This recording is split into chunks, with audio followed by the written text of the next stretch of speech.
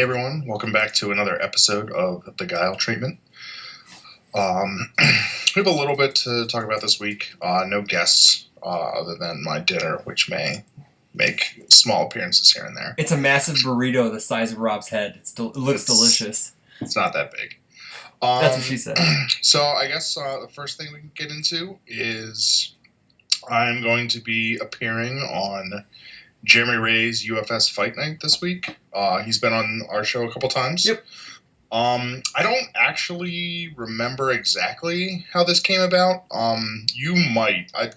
What was sort of talked about? Like something was talked about, and you're like, you should do it. Yeah, I think it might was have been like some of the other guys, but I know we were talking about it in the Discord chat about like what if like who would be like the champion if everyone had like their peak performance, like they had their best deck, depending on if it was like Zoe, like with Gravity Hold or Mature. If so we were just talking. So we were basically talking about like band characters and like who was sort of like a King of the Hill type thing. Correct. Yeah. Because I think that's it. Yeah. Because I think we were even talking about like some of the other stuff. Because I think Vespera was thrown in there. Yori 2 was thrown in there. I think we even talked about like, Iori, Maxima, Chin, like that kind of stuff. And part of the thing I think is the idea that, playing those decks, but not playing them with an expanded card pool, like basically like building them as they were when they got banned. Mm-hmm. Obviously like somebody like Maxima with like Petrol Power, like that's a tool he like never would have had. Yeah, exactly. But yeah. And I mean, actually, I lost to Jeremy playing a mature deck in at Rockford. I guess that was 2016? Yeah, it was 2 years ago. Yeah. Yep. And then saw him like a couple months later at Atlanta and played him twice, once in Swiss and once in Tops with the Zoe deck. So he and I have already played like obviously not the direct matchup, but both of us have played each other with the decks like previously. And yeah, I mean, so we just sort of figured like it'd be not too hard to set up, and especially if they're both pretty aggressive decks, so like we can play a bunch of games and it won't take that long. I think that because someone brought up the Eternal format, and I think that's what sparked the whole discussion between the two characters. I think. Yeah, I mean, it's sort of interesting. Like, I think most people do like think that Mature is better. Yeah.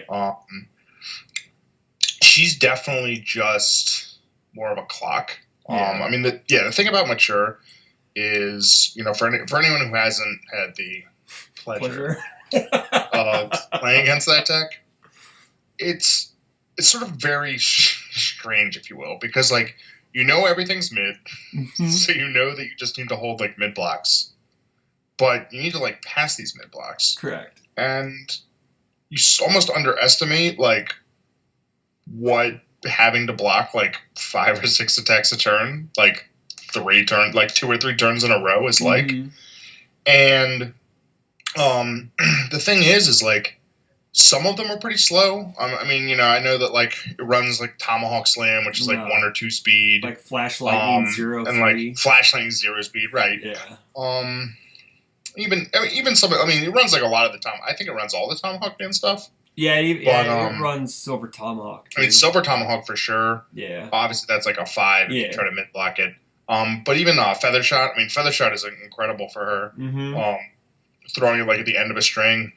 Because that's the other thing too is like it's so hard to keep her off of momentum because like you can't block everything. Yeah. Or if you do block everything, then you're blocking Flash Lightnings, and then also you have Assassination Attempt. Yep. And like it's just it's so hard, and because of that check boost, it's not like some of the other stuff we've the Zoe builds. Even like the Tomahawk Man, the Bomb Man builds, a lot of those were a lot of like 2 diff and 3 diff attacks that you just played a bunch of. Yeah. And like Mature does that, but she also gets to play like 5 diffs and 4 diffs. Yeah. Because, like, her ideal thing, because she has the +2 for checks when playing mids, and she knows she's checking a 3, which means she knows she's checking a 5. Yeah. And so you basically lead with a 5 diff, and then go with, like, 5 diff, 4 diff, 3 diff, like, 2 diff, whatever. And especially if you lead with Assassination Attempt, there's a lot of, like, momentum costs. So you might be able to discard that, like, on another attack, which then basically just gives -1 progressive, so you can play like another higher cost attack. It also runs like the 75 Shiki Kai, which before you play something, you discard it, and the check gets like a boost equal to the number of cards in your card pool. Now, because basically it's a little weird because the difficulty is calculated before that discards, so it effectively means that you can pass any 4 diff like for free.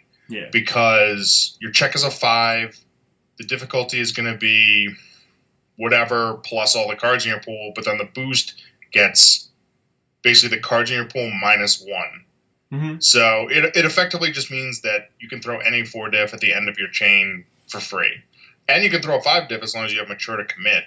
And that sort of thing, too, is like, there's no reason not to. It's like, unless you're in desperation, she's blank after she forms. Exactly. Also, you kind of her going second with Assassination Attempt is kind of dumb.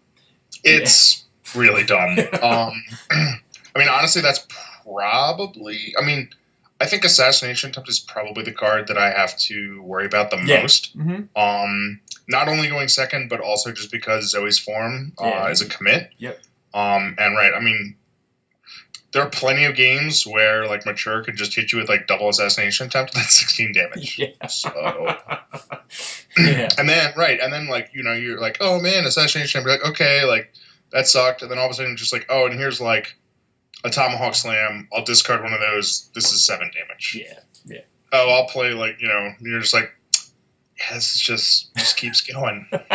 I never had the pleasure of playing against that at all, but I did have the pleasure of playing against your Zoe build. Because we had people who played it here in Rockford, and I played it a couple times, but that's another deck that if going second is... What's weird is, I think we talked about this on Discord, those segues, the die roll is really for more who goes second than it is who goes first. Because like, you could kind of get away with going first, because you do play some foundations in your deck. Right. Jeremy just has to attack you, and he... Well, it's also one of the things, like, there's an argument against Mature that you go second just so that she can't go second. Yeah, exactly. Yeah. I mean, that's the thing. It's like, Zoe going first or second, like, is kind of, like, mildly indifferent. I mean, second is, like, there's things she can do going second that she can't going first, but... She's not gonna be like she's not gonna be like unhappy about building like 3 foundations before she attacks. Yeah, exactly. Against most decks. I mean, obviously against Mature, there's a little bit of a different story. Yeah.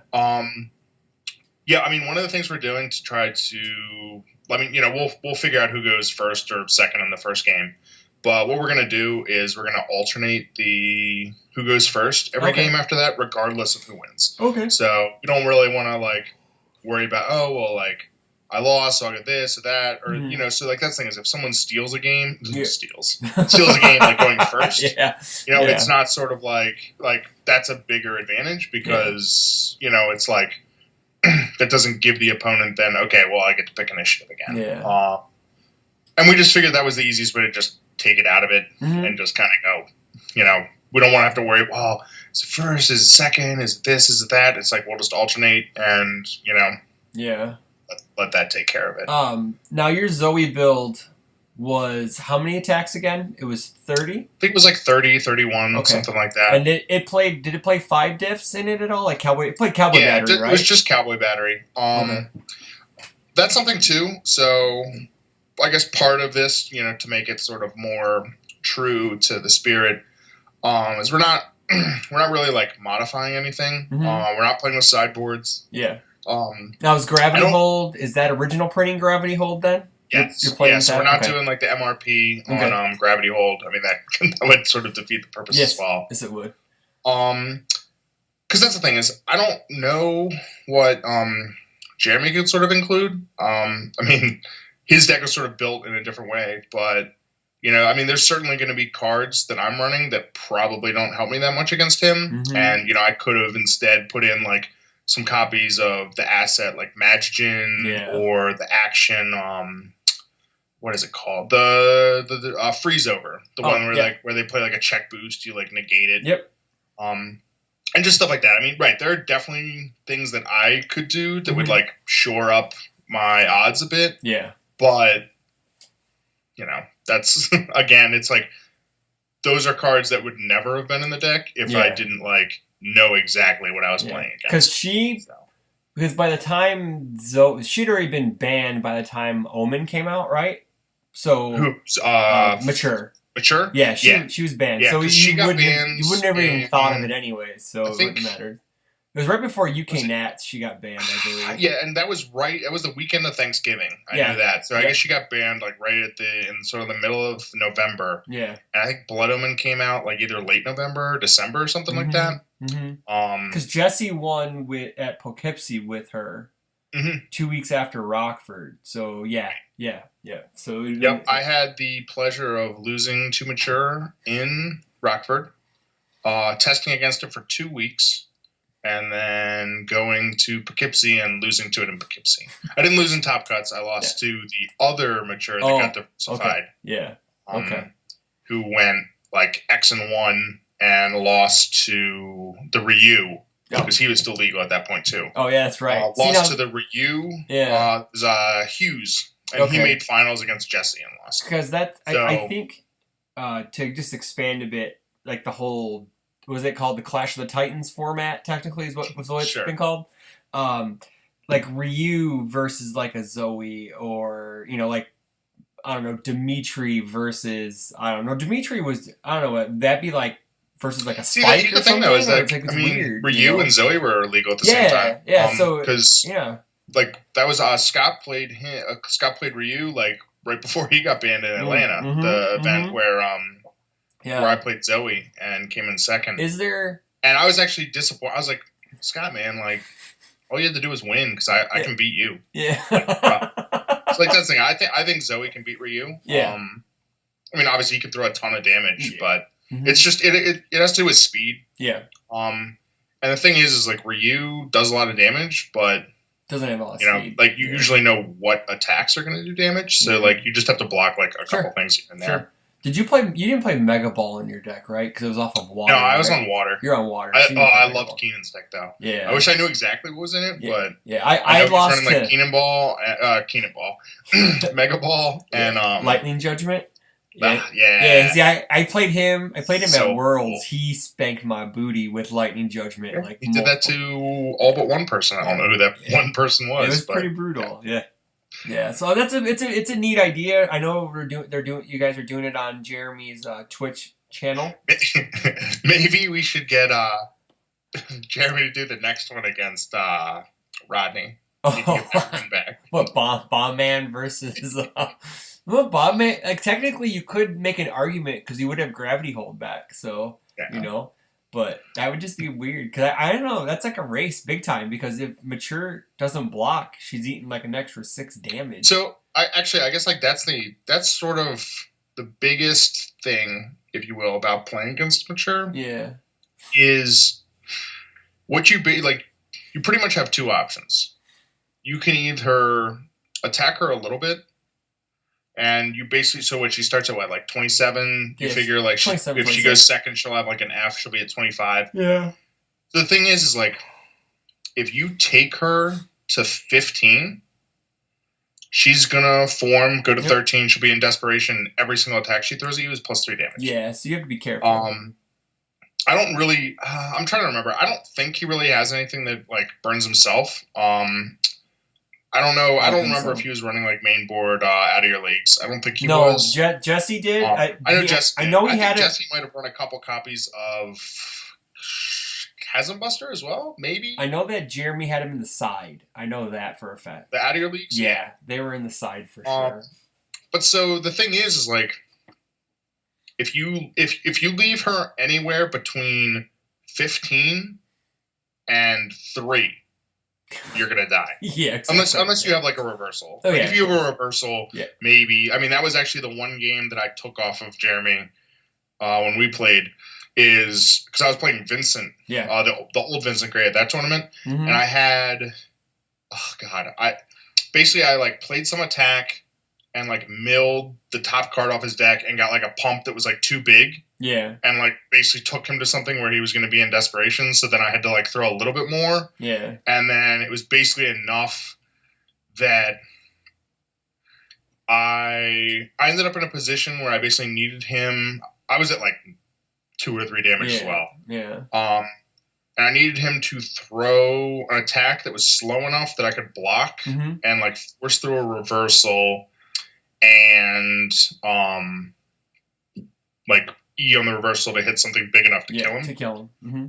And basically, like, that just happened. Like, he didn't draw anything fast, and he was running that Lilith throw. Oh, yeah. That's you know, if it's not blocked, your next 3 damage or less move gets like a check boost or something. Mm-hmm. And the thing is, I think he had reviewed that like a turn before, and if he had kept that, like, all he had to do was play it, do the E, it would have been like 6 damage, I would have died. Yeah. So like I kind of like got a little bit lucky there. Sure. Just, you know, in what he drew, and all that. But yeah, like the worst thing that you can do is like leave mature at like 10. Yeah. Oh gosh, yeah. Because I mean, you got to figure if she's throwing 5 attacks, like, and that's not including like multiples on like feather shots and stuff. I mean, that's an extra like 15 damage spread out across those attacks from her desperation E, and like, you know. No, I know. You're not going to live. That was the whole Jeremy Ray heel turn weekend, if you were correct, you know, if you remember. That was. I think that might have been your Zoe was one of those out of nowhere type decks, but that mature deck was. I don't think anyone. I don't think I've ever seen a deck mature was a little more out of nowhere. Yeah, out of nowhere. Yeah, I think it was just kind of like a perfect storm because our card pool is so big. 7-set standard, please. I mean, sort of. You know, and yes and no. I mean, I think it's just something where, yeah. I mean, the big stuff that put her over the top was Tomahawk Man stuff, and then I think a little bit. I don't remember if he ran any of the Yamato stuff. I feel like he did. I think he ran a little bit of it. I think he ran the slam. And. You know, it was that. And then, I mean, I guess like flashlighting was kind of a big deal because that helped him absorb breakers. Yeah. But, you know, I mean, he probably could have lived without that. The biggest one, other than that, because that's the thing, is it's basically like Tomahawk Man stuff, like assassination attempt, and then what, like Shiki Kai? Yeah.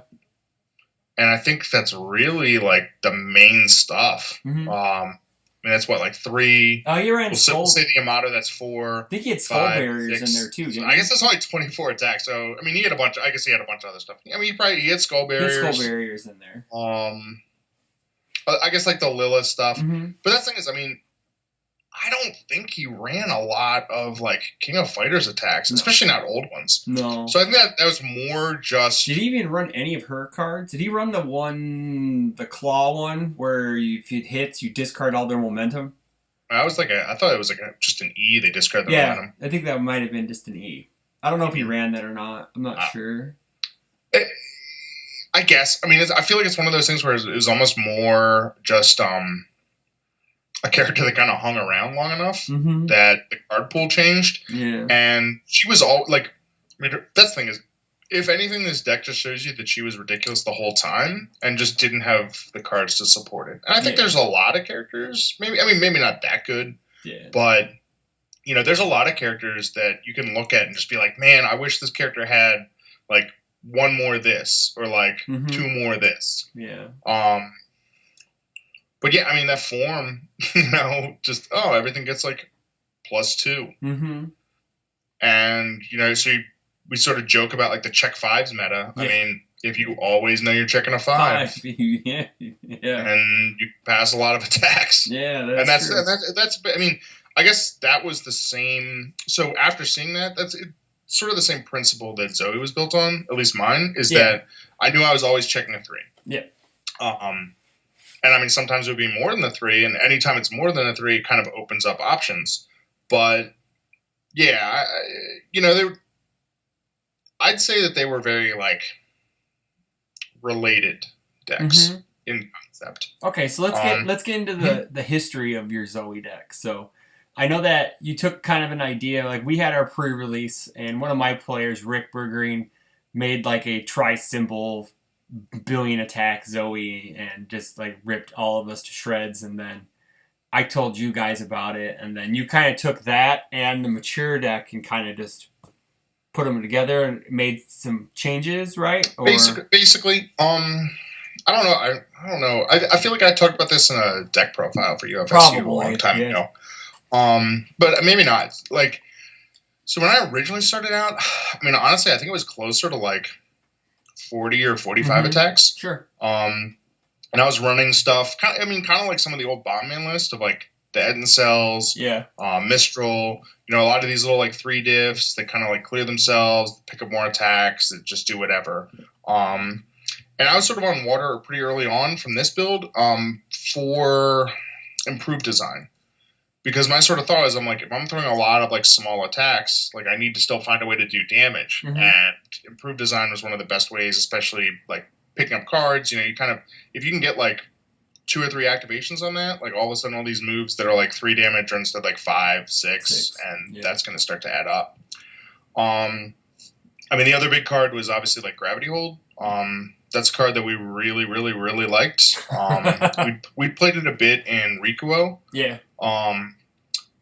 Just because like that's awesome. I mean, it doesn't count, so you play that, or you play something, play Tengu Dive. Yep. And if that goes to momentum, you play the Gravity Hold on like, if it's after a Gravity Hold, it's on a 3. Yeah. Or that back to your hand. All of a sudden, it's too low for 8 flash. Yeah. And then you play the Gravity Hold again, or you play the Tengu Dive again on a 4. And so like it just gave you like really, really crazy strings without needing like a lot of good checks. But I don't think it was ever really better than the air build, because the air build also had Shield Ram. And that was just sort of like that extra attack, and it just gave him like more resiliency. It wasn't quite as all in as the Water Rikuo was.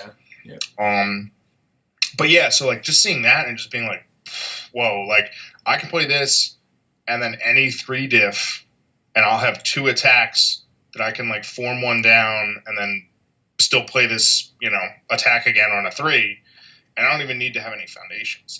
Because I guess that was sort of the whole point, was that you could attack like the mature deck. It's like I could attack turn 1 and not be worried about like failing. Like I could play like 3 or 4 attacks and not have to worry at all about like failing any of them. Yeah. And I would get a foundation out of it, and some, it was just sort of like, this is dumb. Yeah. Like, sure. Yeah. Did you played Toy Touch, right? Is that the one that picks up, or is that Delta Kick? Yeah. So that was the thing, is I played Toy Touch instead of Delta Kick. Yeah. Again, just because it was a 2 diff. Yeah. And effectively it picks up an attack. And it's a +1 high block. Like, yeah. So it's also a punch, which pretty much all my non-ranged cards were like punches or kicks or something like that for bridging the races. Yeah. And yeah, I mean, the issue I sort of ran into just like testing that was, if you played against somebody who did manage to kind of like live past like turn 2 or 3, it sort of became like really, really difficult to kill them, because your attacks just didn't do like a whole lot of damage. Sure. And like they would start to get enough foundations, they would be able to hold cards in hand, and like just they would actually be able to mount a reasonable defense, and as well as actually like do a lot of damage to you, because you don't block well. Yeah. I mean, that's the thing about both of these decks, is like they don't block that well. Yeah. Something like a Spike 2 probably very likely just like destroys them. Yeah. Because all it really has to do is like survive. Basically get 1 decent build in and not die, and if he's throwing like M3Cs and like Swordfish Plasma Cannons, like you're dead. Yeah. You can't handle that. Yeah. And even like Coffee Samba, like some of these other stuff we've seen that just throw all these attacks on like 5 diffs and stuff. Mhm. Like, sure. I mean, any Cats deck that can give you speed, like you're not gonna block these. Yeah. So I mean, and it's just interesting. It's sort of interesting the way like the meta can shift like here and there. Mm-hmm. But yeah, so like basically, I just tested it locally, and like I knew it was good, but I was just sort of like trying to find a way to win games where I wasn't like where basically I didn't win on like 2 or 3. And so that led a bit to bring in a couple more foundations just to like pass checks to sort of like help me filter, help me like play a little bit of defense. And basically the big addition was Cowboy Battery, which, I sort of joked was like the poor man's flying spear. Yeah. Which I think, we're now, especially with the resurgence of the death symbol, like way more people play Cowboy Battery than flying spear now. Yeah. It's what, like $20+ like on the single sites now. Yeah, I mean, crazy. It might be more than flying spear. I don't know. Actually, I think it probably is just because it's just a little more rare. It's like better block. Yep. Checks a 3. Checks a 3.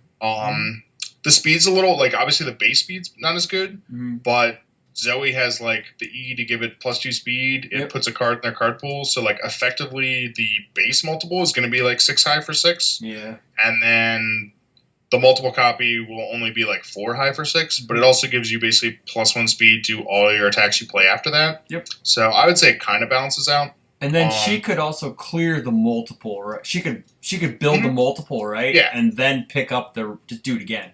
Yeah. Yep. I mean, as long as you have momentum. Yeah, as long as you have momentum, but you're still stuffing another card in their card pool, so you're already at 5 high for 6. So that's crazy. So I mean, yeah, like I guess like that was the big change, and then just sort of I ended up more at like a 50-50 count to just keep the attacks high because I mean, that's the thing is like if I have a hand where I don't draw like a ranged attack, like I guess I was getting to with like the Etencells, Mistral, whatever other stuff I was running, like I felt like there were too many times where I might get like 2 or 3 attacks and I like would only have like 1 ranged attack or no ranged attacks. Yeah. And that's worthless. Yeah. So yeah. Yeah. A funny side note is our first MCS event, Trent played a Zoe build, and it was a fair Zoe build. It was 20 attacks. I remember that. It was on good. It had White House. Yeah, it had White House, and I beat him in top cuts because Dimitri was dumb, and Trent didn't know how to play the deck very well. Like he knew how to play it. I ever lost to Dimitri. Actually, and it's just the issue is though if like he would have pushed more, if he would have played more attacks overall, I think he would have won the tournament because I think she benefits from being more aggressive than just sitting back and counterplaying like he was doing. So I was able to mount it like you said, like if a deck can kind of like how Mark did against the mature deck when he beat it when Dimitri won the only event he ever won. Was he was able to mount a defense. Like he had Templar, he was able to regain health, set up blocks. I mean, he also had like ridiculous opening hands where he opened like 2 or 3 portal barriers. Oh, really? Oh, see, that I didn't know because I was running other events at the time, man. So I didn't see finals. He was doing like well, but he also got like very beneficial things. Oh, where he was like fair actually, where he was seeing like important stuff. Yeah. So okay, I get you now. But still, though, like it still says something that like a good defense could still win a game against a deck like that's just all balls out aggro. Honestly, like a lot of them are just going to be basically like who has like the clutch block. Yeah, and at least on like my side, like I mean, there are definitely times where even with like that many attacks, you'll draw a hand and you'll have 2 attacks. Yeah. You're like, well, yeah, exactly. This does a lot of damage, but it certainly doesn't do enough damage. True. All right. We'll see. Okay, so what is your prediction? So as we're getting off of this topic, what's your prediction for Thursday night? What do you think's going to happen? Are you going to take it? Are you going to take first to 10? I don't think I'll take it. Yeah. I think Mature is just like is too good, too strong. Yeah. let's see. I mean, I guess so. Okay, In so that if case, you think, he'll have 10. yeah, I'm trying to think of how many I'll get. how many you gonna get? I Plus, want. I want to say. I want to get at least like. I want to get at least 5 or 6. I Yeah. hope I can get like 7. yeah, yeah. Well, I'm pulling for you. So if I think it's gonna be, a lot closer though. But if I think whoever wins, I want you to win. But whoever's gonna win is gonna win by like 1 or 2. It's not. It's gonna be a lot closer than what people think. I Okay. think. I do. I mean, I feel like I have like decent matchup knowledge. Yeah, I think both of us have like pretty good matchup exactly. knowledge. I just think that my side involves a little bit more decisions. Yeah. I mean, he'll have some about like just ordering it. Like that's one of the underrated things too, is like how to order attacks, how to do that kind of stuff. Mm-hmm. Right. I just very much have to worry about like where I'm leaving him at turns. Yeah.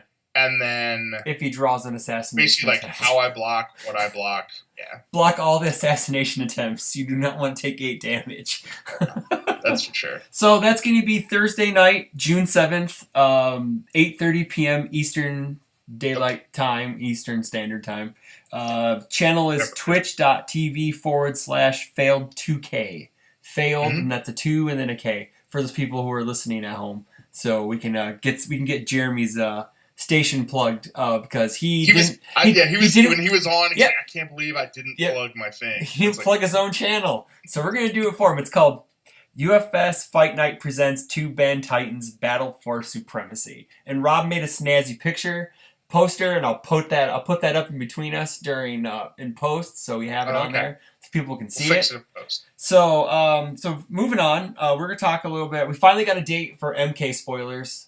Finally, Jasco, that was this morning, right? As of recording, I think so. I don't remember. It was a long day. So they start June 15th, which is a Friday.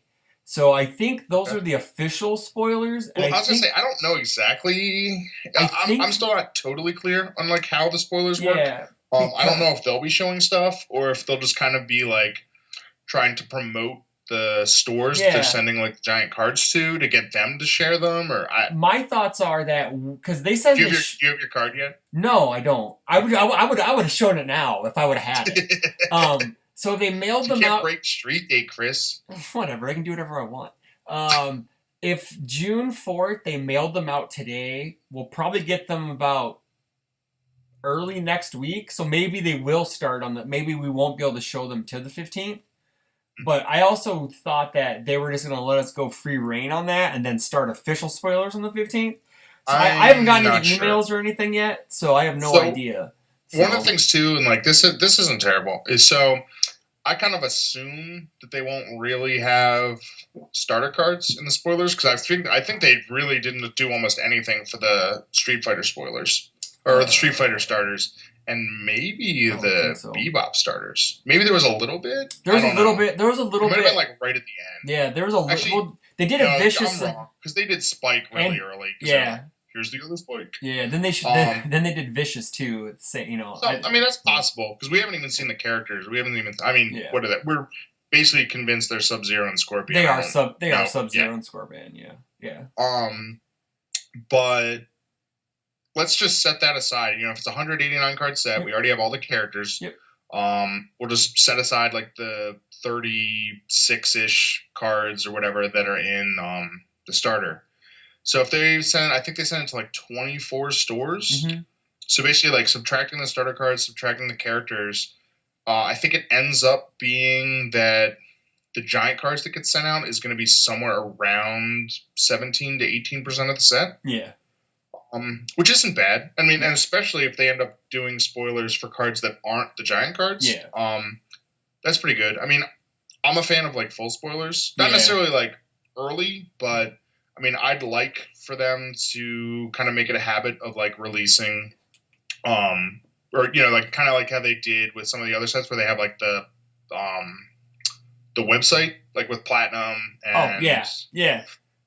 Maybe they didn't do that with Bebop. No, I don't know. No, but it's just I guess they got it on Ultra like really quick. Yeah, they did. But just stuff like that. I mean, even if you have it like the day after a pre-release or right as you're about to do the pre-release, like something like that. I think stuff like that helps people kind of like decide how much they're gonna get. Yeah. It's pretty tough to sort of justify like really like getting into like a case split when you just don't know what's in the set. I know that a lot of people with like, there's not a lot, but some people who have either never heard of Cowboy Bebop or didn't like Cowboy Bebop as a license didn't buy a lot of the set. But if they would have known how many like the power level of the set, regardless if we like it or not, just the pure power level of it, people would have bought. Maybe they're like, well, if I want to play competitively, I need to buy this set because it's a change in direction. But again, that's just, I guess it's all dependent on person. It's your own personal preference if you want to do that or not. So yeah. But yeah, so those start. I am still wishy-washy if I want to raffle off my card at the PTC because if someone wants the card, and I'll have the box still that it comes in, so they can mail it away. I think what you should do when you're really trying to look deep down and decide, do I want to raffle this? Do I want to hold on to it? I think you should ask Kim and see what she says, and then probably just go with that. What did she say? Yeah, she said yeah. So most likely, I think I'm going to raffle it off at the PTC. But I'm going to have the box it comes in, so whoever wins it, if they're a flyer, they could just go to the post office or have it and then just mail it away. So because it's going to be. I can't imagine carrying that on an airplane. Like, excuse me. That'd be good. Excuse me. Kung Lao coming through. Yeah, Kung Lao. Whatever. Kung Lao's not even in the set, but whatever. I don't know. But yeah, I wanted to request. I didn't know. They didn't give like an Who's option. the one that isn't Liu Kang? Yeah. That has like the once per turn. Who's that? That's Kung Jin. Close enough. Same guy. I think it's like his ancestor or kid or whatever. They're all related to somebody in the video games, all the new guys. Yeah, when are we getting like Bo Ray Cho? I want to throw up on some people. Well, that's another thing I want to talk about. On the last Jawfist, I know you don't watch the Jawfist, so I have to carry most of this. I have to carry most of this segment. I know. Jason said something about in the works are these blister packs that are going to be characters from sets that are possibly coming out in the future. That it's going to be like a character card and like 4 or 5 support cards. So it's going to be like mini characters. There are going to be a bunch of them in these blister packs. And those are going to be sellable at the store level and for price support. So it's going to be like a quick grab. Do you know what that reminds me of? And he specifically said Capcom characters. So I'm hoping it's new. I'm hoping it's the Street Fighter versus Darkstalkers cards and not just Platinum characters that haven't been released yet. Because I don't want rehashed old stuff. I want new stuff in this stuff. In this. I mean, right. I guess if they were like, hey, here's your like foil Lilith with here's your foil Metal Man, blah blah blah blah blah. I don't want any of that. I want. You know what that reminds me of though? Did you ever play or I guess encounter Anachronism? Never heard of it. Okay. So that was a card game that was made by the History Channel. Oh, really? And what they did, it was basically like a set game. Like there was deck building, but it was like there were no random packs. Okay. And basically, what you had is every set was I think 16 characters, and they were generally like historical figures. Okay. So like you'd have like some of the Romans. Abe Lincoln. You might have like the Greeks. I mean, like I think the first like season or set or whatever. Yeah. There was like a starter that was like Achilles versus Spartacus. That's kind of cool. It seems neat. That means you can get Abe Lincoln fighting Gandhi then, because that'd be sweet. So I don't think so. They did have like some American stuff, but I think it was more like frontiersmen, and that was later on. I mean, they had I know they had like Jim Bowie, Daniel Boone, stuff like that. Okay. They had like Native Americans. They had Incas, Russians, French, all kinds of stuff.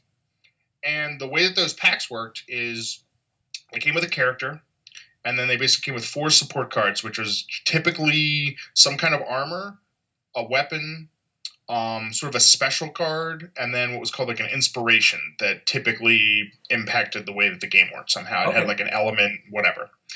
And the thing is that you could technically like mix it up however you wanted. You could take the character, you could give him like, what's it like? You could give him Achilles' sword, and Sure. then like the inspiration for like Beowulf, Yeah. and just whatever you wanted. And then you would order it. Like you would have 4 slots that would reveal like the order that they came out in, and just stuff like that. But right, they each came in like a blister pack. Mm-hmm. And the idea was like you could buy the one character, you could buy a couple, and sort of customize it a bit. Yeah. But that's definitely I don't remember exactly what they were. You know, they were probably like $4 or $5 or something. Yeah. I mean, obviously it's a little bit later. You know, you could probably depending on what these are. If these are new cards, I mean, could very easily see charging probably like $5, $6, $7 for this. I don't see just them, depend. I mean, these being more these than are like $8. heavy cardstock. It was almost cardboard. Yeah.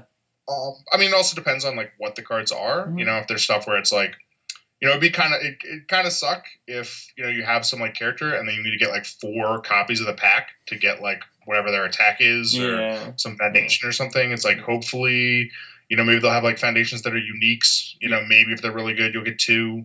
I don't really know how you would do attacks. Like that's not great. But from what Jason said on the video, you'll be able to see every card in the blister pack, so you'll be able to read what they do. So I guess you can do, you know, you should be able to at least plan out, you know, what you get, you know. I mean, basically that's what it comes down to. Is like if it's situated in a way where it's like it's new cards and you have like attacks where you like legitimately want to get 4 of a pack, then hopefully they aren't going to be like $6 or $7. Like even with the blister pack, even with the packaging, even with whatever like foil or not or whatever it is. I mean, if it's something where you're going to have to buy like multiples, like hopefully they can keep the price point somewhere closer to a regular pack of like $3 or $4. Yeah. Especially since you're only getting like half of a pack's worth of cards, possibly. If it's only like 4 or 5 cards plus a character, it's only half a pack. But again, I mean, the thing is, like, you can do some stuff when things are set and you literally know exactly what you're going to get. So, yeah. And then they also talked about localized OP, about the. I mean, actually, one thing. Oh, go ahead. The other possibility for something like that is, I mean, so like I was sort of saying for a set, you could even do something where you have like, okay, you have a pack of characters, right? Where you're like, okay, like we have 3 or 4 different characters and maybe have them with almost like shared support. So like you could buy like that character and you would get like the 4 support cards that go with like that character and these like 3 other characters. Like you'd have and like that way you could buy like symbols. 4 like blisters, and even if it was like shared between 2, you know, if it was sort of like, you know, okay, well I have this character and it has these 4 and this character and these 4, and then maybe if you buy like 2 of each, you have like their combined play support. Set. Yeah. You know, just something like that. It's just buying like 4 of every blister of every character, like it can get pretty taxing. And then also, I mean, again, though, I guess if it's supposed to be like prize support, you know, maybe there's a little wiggle room. Yeah, that's kind of cool. They also talked about the OP kits coming out that are, I believe, these were free. These ones were free. They come in like a really nice. They're gonna have like a big giant long box, like a 1,000 count long box with dividers. And you're going to be able to sort out all the cards. I don't know if that's going to be for to pass out or for the store to like divide their promos up or whatever by symbol. But I usually just mix mine up and just pass them out. Like I say, pick 3. Like I lay out 5 cards. I go pick 2. You know, you just pick 2 cards at random or whatever. But it's good to see that they're kind of making strides in that. Yeah, it's taking forever, but it's coming, better late than never. Better late than never, in my opinion. So, I mean, honestly, like just having new cards as promo support is great. Like, it's a great reason to go to the store. It's a great reason to play at the store. You know, like that's just the kind of stuff that really helps people like come out to a locals. You know, like when I'm going and it's like, oh yeah, we're gonna like throw some money in the pool and winner gets like packs of Bebop. And I'm just like. I have all the Bebop I'm ever gonna need. Yeah, I know. Like I can get these packs and play the lottery and hope that I open like a good ultra rare and then turn around and like trade it or sell it. But I don't take price support right now. anymore. I sure don't feel bad about not going to like my store on Thursday, which is when we do stuff. Yeah, I would. We currently are passing out the foil characters from Red Horizon. That's the latest free promo support, and I ordered another. Kit of the Give Me Your Best Shot promos, that stack of the old Red Horizon ones, just so I can pass them out for extra price support at the PTC, because I'm going to give top 8 one of each. Give me your best shot. So everyone's going to get at least one of those. So that's something extra. I'll have to get up in there, so I can have a foil one for all the non-foils. They're not foil though. They're non-foils. So then I don't need them. They're just new template. Yeah, exactly, new template. But still, though, it's something else, or I can pass them out. It's just like I have newer players who are starting. Like I had a guy who started last week, and he doesn't have any of those promos. So when I get them, he's just going to get like a crap ton of cards thrown at his face. I'm going to go like this. Right. It's going to hit him right in the face every time. But terrible. Yeah, I don't know if you heard Kim. She goes, in the face. I don't know if that guy's going to come back the next week. He'll be. I already asked him. He's coming back this week. So, yeah. I meant the week after. Oh, after? We'll see. He can't make the PTC, though. He has like some anime convention, so I'm sad. But, oh well. So moving on from just come to the Bebop anime convention at Top Cut Games. Yeah, that's basically what it is. It's going to be Bebop. That's something else we'll talk about when we get closer to the PTC. But we still have another. We have Omaha next week. But is it next week already? Nice. Yeah, it's the 16th. It's the 16th and 17th. Man, it's coming up. Okay. So it's 2 weeks away. 2 weeks away, but a full weekend away. But anywho, another topic I want to talk about was identifying kill turns and when to block and not to block. Us being top 8s in the top 8 finalists in Indy, but honestly, we lost our top 8 matches, so it's like I don't know if we should be even giving people advice, but it's kind of generally good advice. I mean, Chris, I knew exactly what I wanted to block. I just didn't have cards in my hand. Yeah, I know how I wanted to kill my opponent, but I just never could. So I guess we can start off. I guess offense is usually easier than defense, so we can start talking about identifying a kill turn.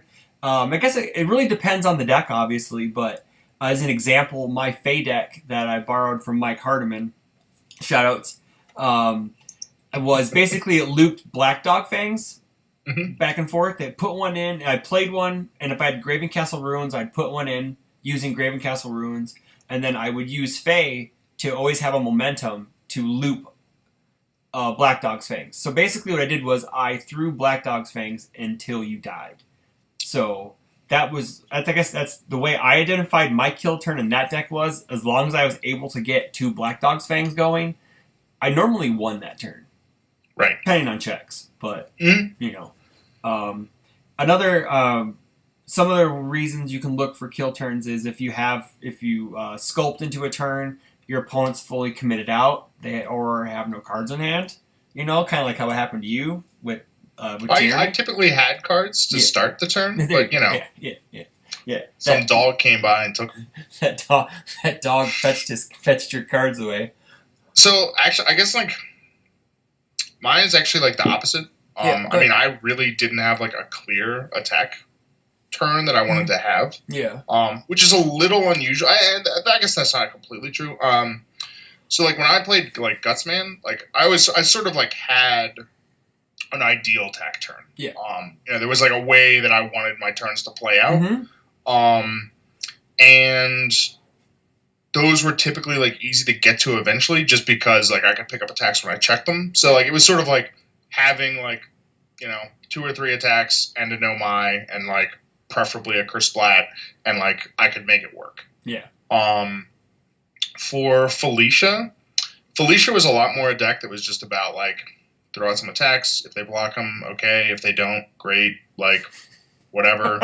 And eventually just getting them down to something more manageable, where it's getting them down to 10 to 15, and then just throwing one attacks and they can block. Would you say your attack string was more fair than most other attack strings because you couldn't do 30 damage in 3 attacks like Jeremy could?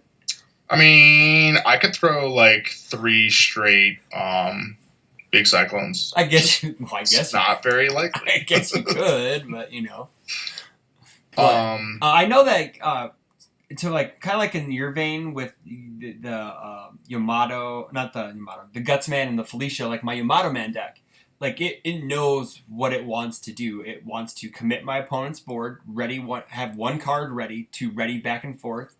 Pumps, as long as if I'm able to have a little stun on my first, like my opening attack, like ISSP, then I can pump maybe a focus charge into a cat's.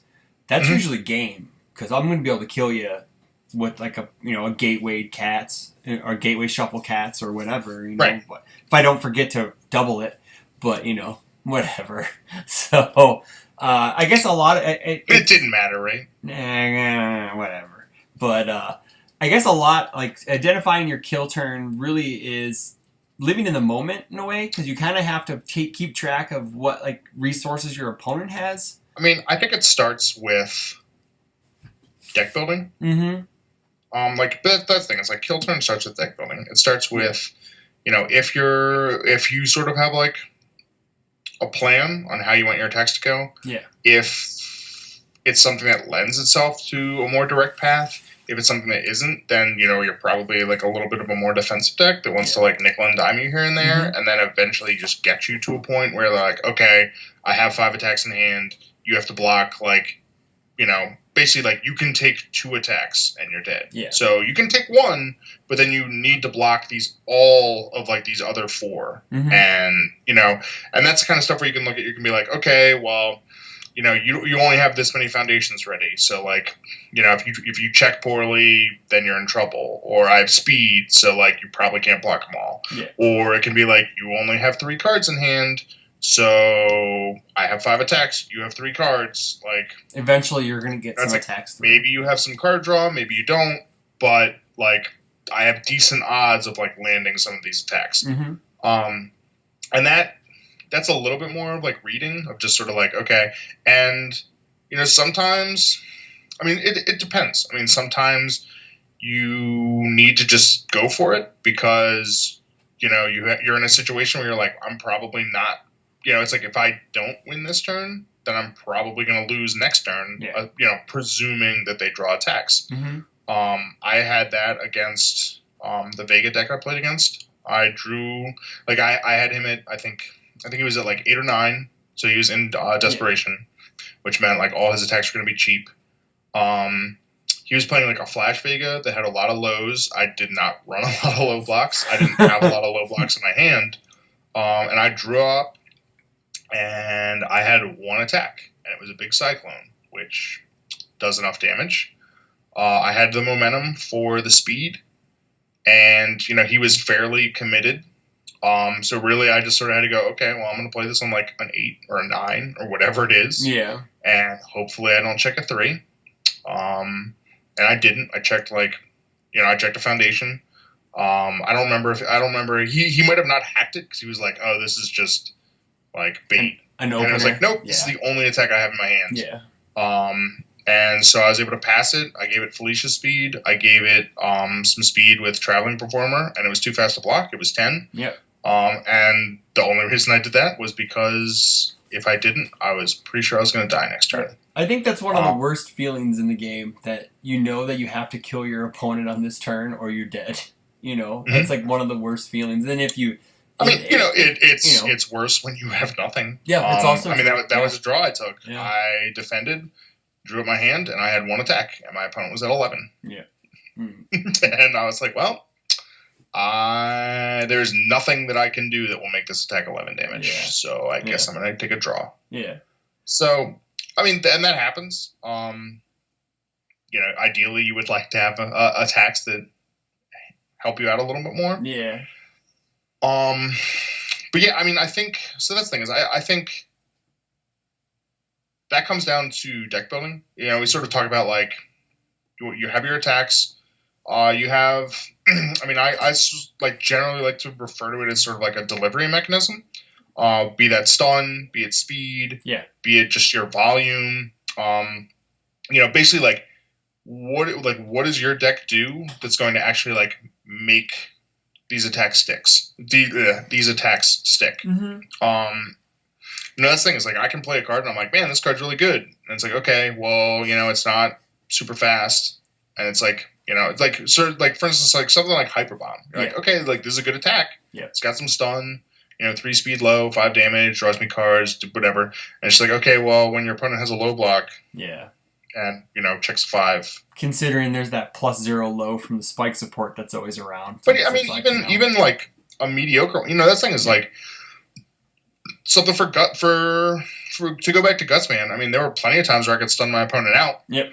And then I throw like a 2 speed high, like 10 damage, no my, and they've blocked, one thing or whatever, and they're just like, oh, well, I have like a +2 high block. Yeah. So check I'll block, and all I need to do is check a 5, and I checked a 5. Yeah. So you didn't do any damage. Yeah. And even if they block 2 things, they can be like, oh, I checked a 5, and I tap my character. Yeah. So, mm-hmm.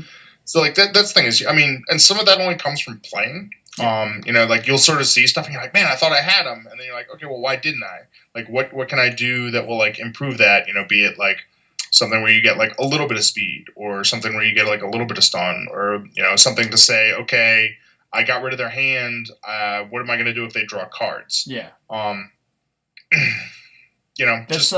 That's something that I did after Worlds with my Yamato Man deck. I was like, well, I need more stun, and I definitely need a way to limit my opponent's foundations. So I went to the drawing board and added in like another ISSP for 4 ISSP executions. I added in unmet demands for maybe some early game or late game foundation control, because if like Yamato Man puts 3 speed on everything, if you only have 1 foundation and I'm continually readying it and committing it, you're not blocking anything that turn. So, it's like, good game, fella, if that, if that plan works. Sean Bullock knows that it works. I did that to him on Sunday after the PTC. That was fun. But, so moving on from offense, we could talk about a little about some defense, about some blocking, when to and not to. I know that, I don't know if a lot of new players know that to use like your life as like a second resource. Like, you can use it. Like, there's a point where you can take damage until you get to that, well, crap, I got to block everything. You don't want to get to that too early. So, yeah, I mean, honestly, like, that's going to come down a lot more to basically just meta knowledge. Mm-hmm. When I sit down across from when I sit down and my opponent has Mad Perot, I'm like, okay, this deck is probably all mids. It's probably Coffee Samba. It's probably like Cats. Yep. It's, probably Punch and Judy. Yeah. And, so I'm just like, okay, well, I need to have an answer for Punch and Judy. I need to, like, if I see like a really good mid block, I probably want to hold it. It's like, I need to prioritize things that are going to protect me from stun, that are going to, just like, I mean, and that thing is, ideally, you build your deck with like some of these things in mind that you expect to see. Mm-hmm. But yeah, I mean, at the end of the day, like, you're probably not going to block everything. Yeah. You're going to take some hits, so you want to take the hits that you can live with. Yeah.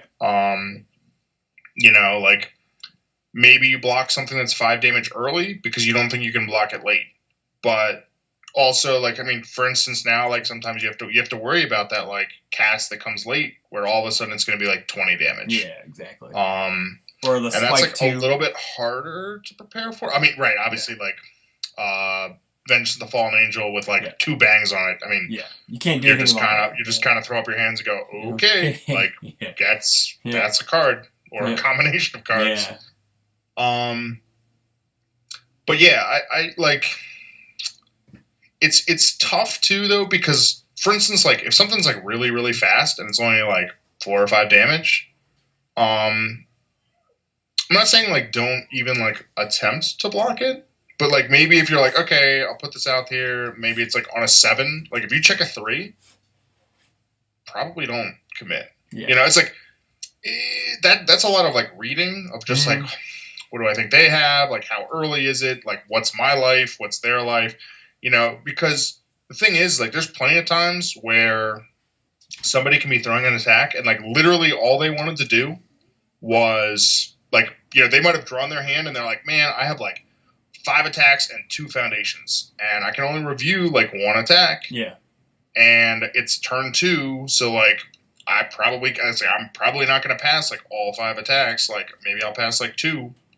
But like literally what they're doing is like they're playing an attack because they just want to get it out of their hand. And like if it hits, great. If it doesn't, no big deal. Yep. Like it's literally being played because it's like something, like basically they're just like throwing it out there. Yeah, as like an extra review step, kind of. When you like overcommit to something like that, like on a block, that can basically like change all of their math. Basically if they were just like, had to worry a lot more about like, okay, well, I can't really play all of these because like it's going to be difficult to pass them. Like the thing is your actions can change their decisions. Yeah. I mean, if you really just sell out on like a block, then all of a sudden they might just be like, wait, and like look at their hand and just be like, dude, I mean, if I check like 2 5s here, I might do like 15, like 20 damage. Yeah. And all of a sudden, when you were like lined up to take like 5, like basically when they were just being like throwing out an attack, build 2. Yep. And instead you just sold out on a block, all of a sudden you're going to take like 10 to 15. Yep. That you didn't have to take. Yeah. So I guess that's the thing, and it depends on your hand. Sometimes it's like, do you want to block with attacks? Do you want to play attacks? That all depends on just what your deck, how your deck makeup is, how good that attack is. It's just that's the thing is like you shouldn't be afraid to block with an attack. I mean, the idea is that you'll draw more. Yeah. Sometimes. Sometimes. But yeah, there's a lot of variables that really go into it. Trying to sort of think. Now, while you're thinking, now, do you normally, let's just say on an average turn, say it's like turn 2, 3, do you usually eat the first attack thrown at you? Depending on what it is, of course, I mean, honestly, like, and life. If I have an on zone block, like I'm probably gonna try to block almost everything. Yeah, I'm the same way. I try to block everything as well. My opinion. I think that's just a safer way of playing, just given the current meta is, because you just don't want to take damage you don't have to take, And it also helps too. It depends. It depends. I mean, if you're like, I mean, right? It very much depends. Do you have DR? I mean, exactly. There might be times with like, where I have. Immortal Knowledge and 8Ks, and I'm just like, you know what? I'll give this like -2, -3 damage, and I'll take like 3 and whatever. Like when I was playing the Spike 1 deck last Wednesday, like anything that was 5, I just eat it because I just Portal Barrier it down to 3. I'd just be like, okay, I'll take 3. And I was playing Spike. I got 8 of those. I don't have to worry about that. I can eat 3 8 times and not have to worry about it. So. It comes to like you said, like your deck makeup. If you're playing DR, if like But see, part of that too, though, is like again, like part of that is knowing your opponent's threats. Yeah. Like, I mean, I had a game against like a new player. I don't know, like a year or 2 ago. Like it was a while back. We were just playing with like the Talbane and like Felicia starters. Sure. And he had something where he played like. He might have played every card in his hand. He might have played all but 1. Like it was something. Like it was just a bad move. Yeah. And I played like 4 attacks and I killed him. And and I was like, well, I was just trying to like teach sort of help and just be like, well, like typically don't really want to play all the cards in your hand. Like you need to kind of hold some blocks. And his sort of reaction was like, oh well, like I just didn't really think you'd be able to do like 13 to me. And I was like, well, 13's not a ton. No, 13's pretty easy. But like something like that, if you're playing against Jet, and you're like, well, he probably has like a missile launcher. Oh yeah, of course. And you're just like, well, he has like 2 momentum.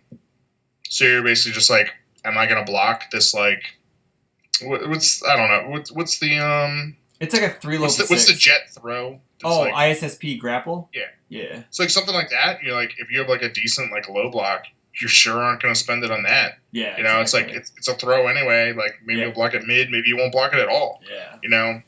It's always going to be better to take like 6 or 7, Yeah. 6, 8, whatever that thing comes in for. Instead of eating a whole missile launcher to your face, which probably will kill you more often than not if they have momentum.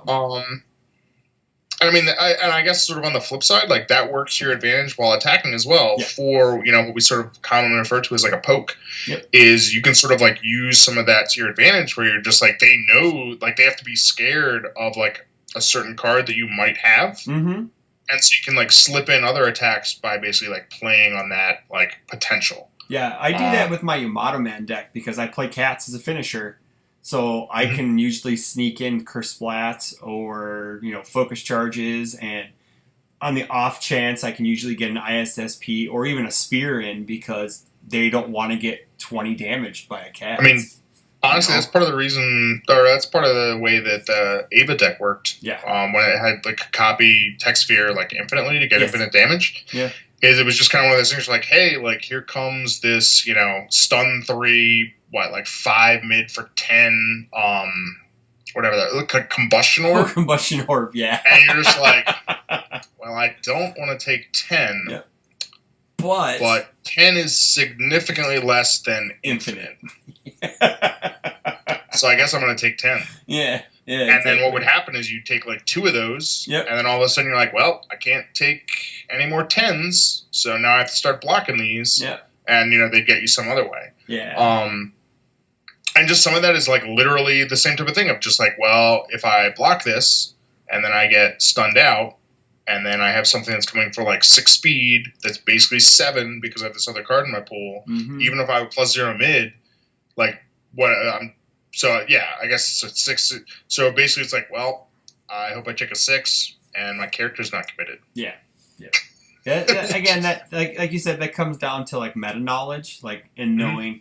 Like I know when I'm sitting across from a Spike 2 deck, I'm eating all the lows he throws at me. I'm eating pretty much. I'm eating like, all the mid. Maybe you'll hold like 1 low for like urban shower because you don't want to take like the the extra 6 to 8 and then them gain 2. Yeah. But like I'm eating every dagger strike. Yeah, I'm eating every dagger strike. I'm probably eating every mid attack he throws at me, like the space salvo and all that. For the most part. I mean, it depends. I mean, sometimes I'll like block those like early. Or maybe I'll block like the second one just because like I don't want to take like 7. Yeah, exactly. But I'm holding. I mean, sometimes that 5, it just makes more sense to just take that because you have to worry a lot more about like the later stuff if it comes. Yeah, that's the worst feeling is when you block when you eat like a lot of my players hate. They call it the Chris Smith turn where I'll poke them for 6 or 5 and then they're like, well, here comes a bigger attack string, and I'm like. Build, go ahead. And then I'm like, okay, cool. And then they try to like go in on me, and then I go poke, build. And then they can't get, that also comes back to me. I'm more of a defensive mid-game player than I am like an aggro player. Unlike my Yamato Man deck, which is my first foray into more of an aggressive type deck. So I do go in more, like they're not prepared for me to go in on turn 2 like I do with that deck now. Going crazy. Oh man, jazz hands.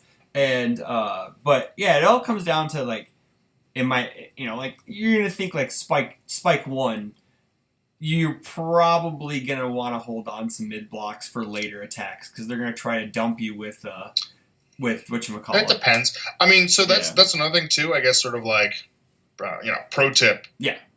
Look at your opponent's discard pile, pretty often.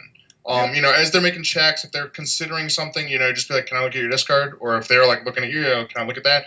And you can get all kinds of stuff. You can get block zones. You can get attack zones. You can get like how many attacks are in there. You can sort of say like, well, he's already checked 15 attacks.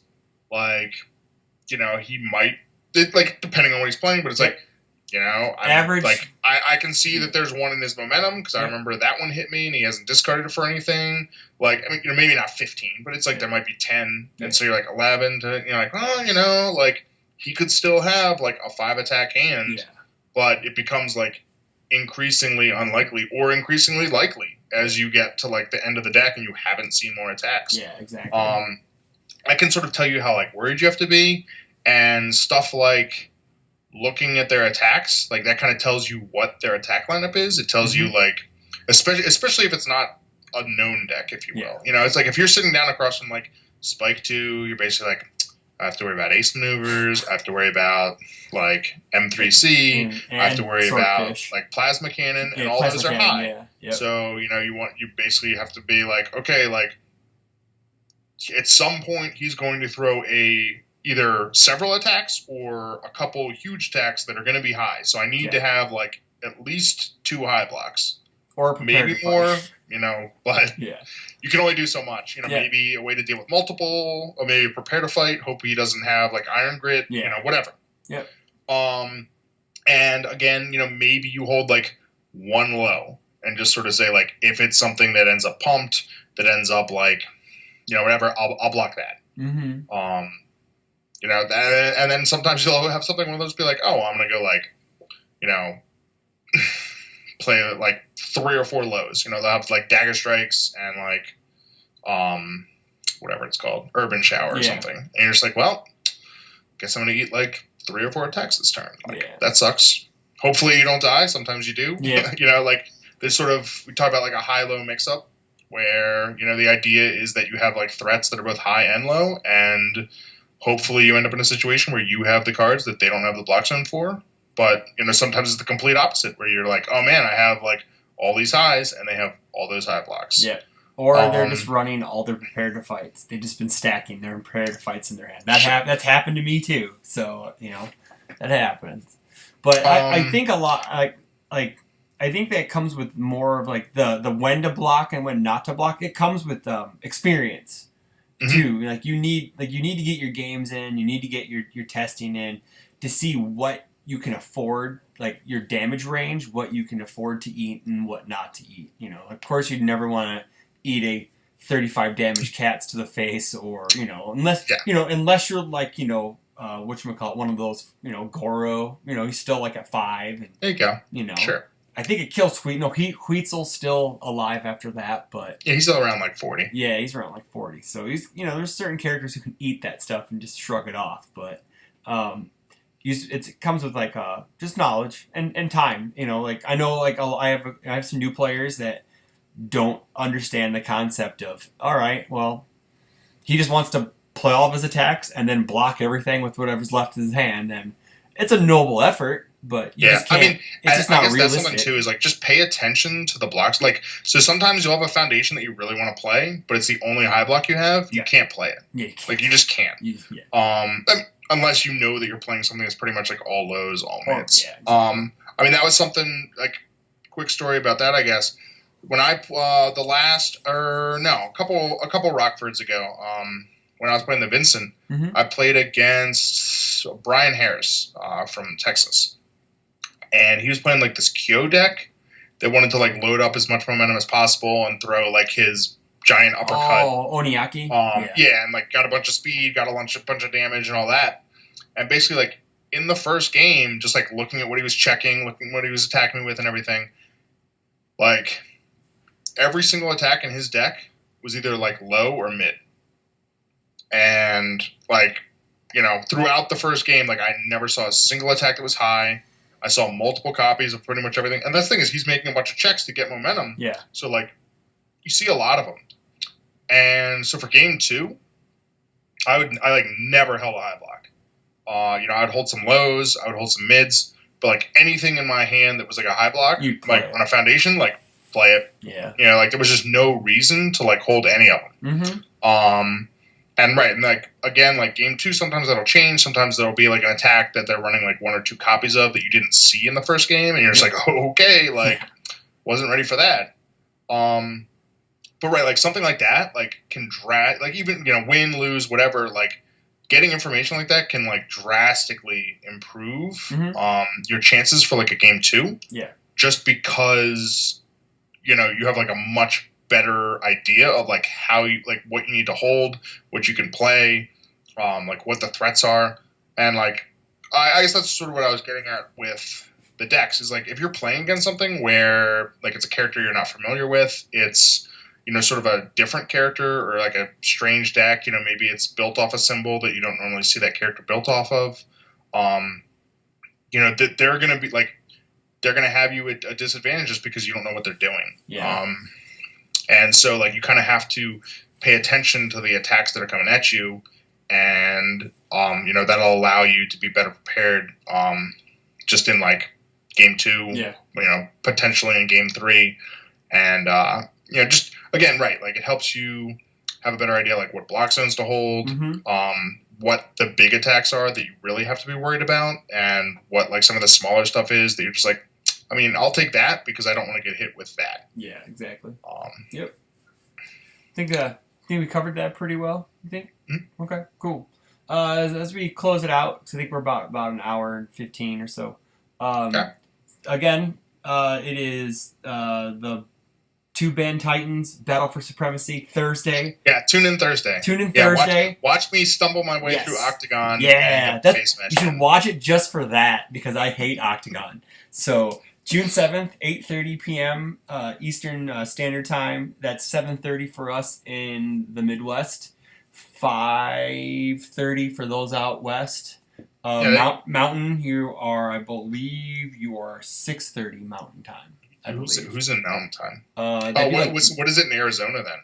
I think that's Mountain Time, maybe. Oh, I don't think they have Daylight Savings Time though, Chris. I don't know. Who cares? Whatever. It doesn't matter. Daylight Savings Time is fake. Matters. Daylight Savings Time is fake anyways. It doesn't need. There's no reason for it anymore. But that's a different. That's like a different topic. That's twitch.tv/failed to the number then K, the letter K. That's Jeremy. I don't even know what the difference between / and / is. I don't know either, but it just says a / on your poster, so I'm just reading it right off the poster. So I'll probably put that right there again. It's the way the typical slashes go in web addresses. Like that. What else? That was for Chris, not for you guys. That was whatever. But it's 1st to 10. Again, watch Rob fight Jeremy. We have locals Wednesday. We may stream it. Don't know yet. Haven't asked the guys, so we may do that. Got to get that written approval, right? Got all those Department of Defense guys that are in your play group. Yeah, exactly. Technically, it's funny. Across the street from the shop, there is a place that does Department of Defense work, like the plant over there. Yeah, so it's weird. Wait, you guys? What?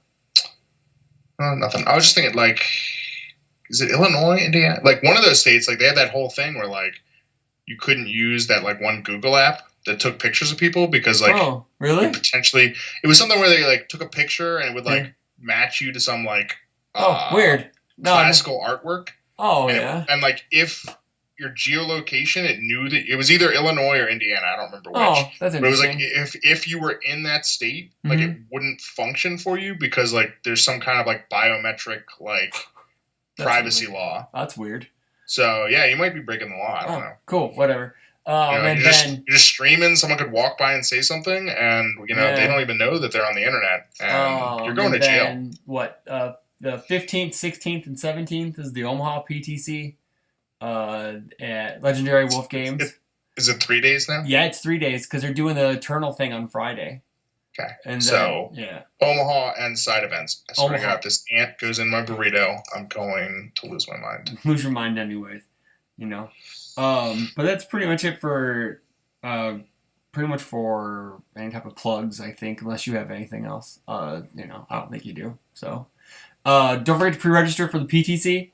The mats are pretty much done because my store early changed the date to today instead of Friday. So that's not inconvenient. It's very inconvenient for me. But they said it was really like June's very busy for them, but whatever. I don't care. We got it taken care of. I don't care. So now it's 20 before the PTC, 25 at the door. We have a side event, the greatest format in all of the land. I'm winning it this year, boys. Dude, for real, I'm pulling for you. I'm not playing in it this year.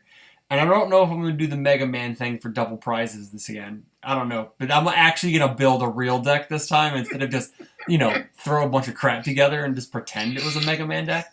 So, Mega Man 2 is probably legit now. I mean, he was legit before, but, I bet you could make a nasty Mega Man 2 deck right now. Yeah, it's just too bad Gravity Hold isn't the way it used to be. So he doesn't care. Like, he wants to do his enhance. So I know that. I know. But yeah, I'll have to look into it. Maybe we'll do the double prizes thing. And I told you, dude. Like, for Gravity Hold, Yeah. they should have either just made it like Mega Man R, They should like have. it doesn't count progressive, or Yeah. they should have just been like R after you play it, like your next check is +1. Yeah, they should Or have like made your next check to play a card or something. it. Should have been like, a Mega Man ability. It would have just been just that touch for like some characters that like a Victor or like somebody who wants to use it for Rain Flush, like something like that. So it would still have like a little bit of that aspect, but you couldn't just like play it first and then just have like this huge chain like after it. Oh, also, it will be KOF. It should be KOF Swan Song at Rockford. That should be the last time KOF is played legally. Well, I guess because unless there's nothing in August. Unless there's because Mortal Kombat should be out by the end of July. I mean, dude, come on, it should be out by the end of July. If Mortal Kombat isn't out before the PTC in September, it's going to be riots. It's going to be a long. I'm going to assume. Oh, shout outs to the PTC in September. You guys should all come. It's in Virginia. Yeah. It's the closest PTC you're probably ever going to have to where we are. They also got a Mortal Kombat card, correct? Did they? They're a Premier store, right? They have to. What are they? Pocket Gaming. Yeah, yes. They have to be a Premier store to have a PTC. So I guess so. But anywho, everyone, thanks, Rob. Again, good luck on Thursday. I will be cheering for you. So I may have to. I just want to take more games than Tanner thinks I'm going to take because. What's Tanner thinking you're going to take? He thinks I'm going to take like 3 or 4. Oh no! Like I said, one of you guys are going to. I want you to win, but I think whoever wins is going to win by like Jeremy tuned it up and played it, but like it's sort of like Tanner's. It's Tanner's baby. It's Tanner's baby. Yeah. It's Tanner's sort of like baby / brainchild. Yeah. He basically just trolled the crap out of Jeremy with it, and Jeremy's like, "Is this a real deck? Like, what the hell's happening to me?" Yeah, exactly. So, that's a really good story. So maybe we'll have to have him back on. Maybe we'll have it, told a bit during the stream. I think it should. There's going to be some downtime probably as we click the shuffle button like 5 times. I also think that a couple games will go longer than 10 minutes. Personally, I really do. I do. Maybe. Yeah. I mean, if they're going more than 10 minutes, it's literally just thinking like. Yeah, I know. Do I play? But attack? also, do I play that attack? Like, but they're also, not going. I don't think anything's going more than like 2 or 3 turns. But I also think though the longer the game goes, it works in your favor. So you kind of want it to go. I do. I mean, really here's do. The thing: if the game goes long, I'm not dead. Yeah, exactly. So that's working in my favor for sure. Yeah, exactly. So.